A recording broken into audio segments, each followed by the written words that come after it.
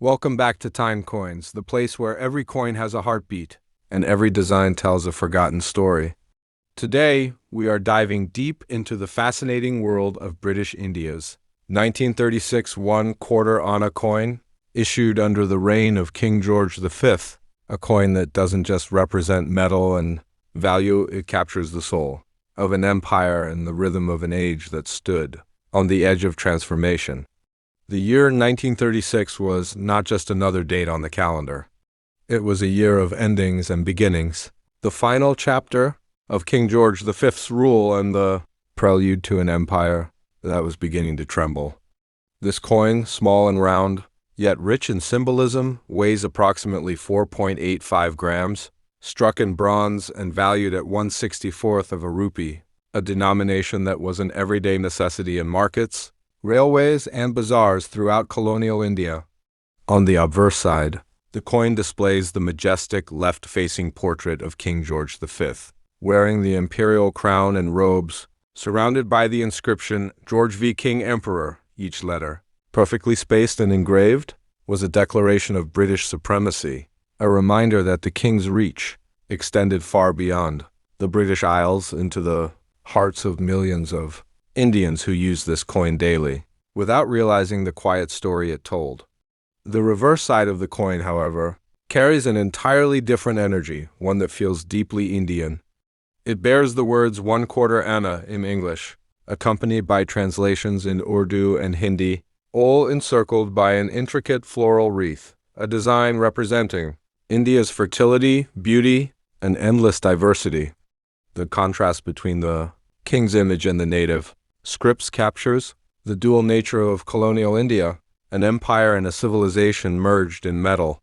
The 1936 quarter Anna was struck at two major mints, Bombay and Calcutta, both under the direct supervision of the Royal Mint of London. The Bombay Mint, equipped with advanced coining presses imported from Britain, produced coins often identified by a tiny dot or diamond beneath the date, a small but important mark for collectors. The Calcutta Mint, one of Asia's oldest operating mints, produced coins without any mint mark, and its techniques blended traditional craftsmanship with modern precision. The process began by melting imported bronze, a mixture of copper, tin, and zinc to create long, shimmering sheets of metal. From these sheets, blank circular discs, called planchettes, were cut with mechanical punches. Each blank was then carefully cleaned, polished, and placed between two dies, one bearing the king's image and the other, the floral reverse. When struck under massive pressure, the details were imprinted permanently, transforming a lifeless piece of metal into a symbol of authority, art, and history. Millions of these coins entered circulation, each carrying not only monetary value but also silent propaganda, reinforcing British control in the hands of Indian citizens. Yet 1936 would forever remain unique in the annals of numismatics. In January of that year, King George V passed away, ending a long reign that had seen both the glory and the growing unrest of the empire. His son, King Edward VIII, inherited the throne but abdicated. Later that same year, before any Indian coins could be minted in his name.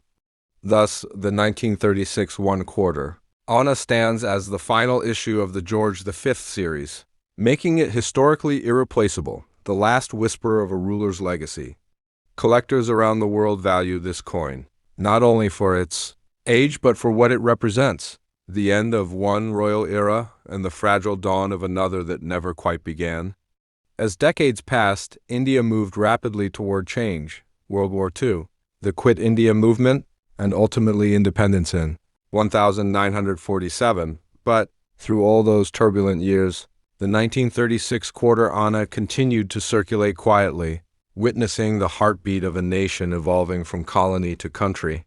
Imagine its journey from the pockets of traders in Bombay's Crawford Market to the hands of farmers in Punjab or clerks in Delhi counting wages by candlelight. Every scratch, every worn edge is a trace of a story untold. Today, over 89 years later, these coins have become prized possessions for historians and collectors worldwide. Their patina, the darkened bronze surface created by age and oxidation, is cherished as a natural signature of authenticity. Some collectors polish them to a shine, while others preserve their antique look, believing that every faded mark is a word written by time itself. Depending on condition, mint mark, and rarity, these coins can range from a few hundred rupees to thousands in the collector's market. But no price can measure its true worth, because its real value lies not in its metal but in its story. The 1936 quarter anna represents much more than colonial currency. It is a bridge between two worlds, between the British Empire and the Indian soul. It symbolizes a moment in history when two cultures, two powers, and two identities were engraved on the same coin, coexisting uneasily yet beautifully. For Britain, it was a symbol of power. For India, a tool of daily survival. And now, for us, it is a relic of memory, a tangible connection to a time that shaped the modern world. So, the next time you hold this coin, look closely. You'll see not just the face of a king, but the reflection of an era of control and resistance, of elegance and endurance. This coin is not silent. It speaks in the faint ring of bronze, in the smoothness worn by countless hands, and in the quiet dignity of survival. It tells us that history isn't just written, it's minted one coin at a time. Thank you for joining me on this journey into the past. You've been watching Time Coins, where we preserve the legacy of history through the coins that shaped our world. Don't forget to like, share, and subscribe, because here at Time Coins, every coin tells a story, and every story deserves to be remembered. Until next time, keep collecting, keep exploring, and keep the past alive in your hands.